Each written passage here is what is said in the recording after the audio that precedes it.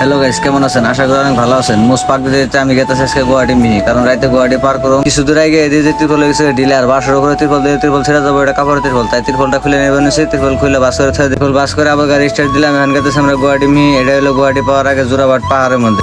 গুয়াহাটি 90 আছে, তাই গাড়িটা খাড়া করে এক কাপ চা খাই নিলাম। চা খাওয়ার পরে দেখলাম আনারস প্যাকেটের মধ্যে ব্যস্ত আছে, পরে আনারস নিয়ে এলাম 2 প্যাকেট। গাড়িতে বয়ে দুজনে খাবার নিচ্ছে আনারস। কি আর করুম, গুয়াহাটি 90 আছে, তাই গাড়িটা সাইড করে খাড়িয়ে রয়েছে, আরাম করতেছি।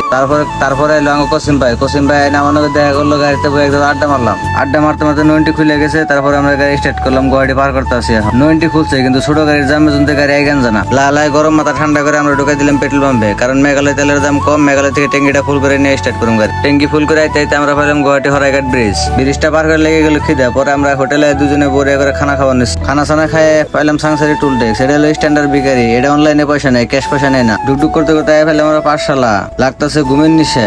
সামনে টুল ট্যাক্সে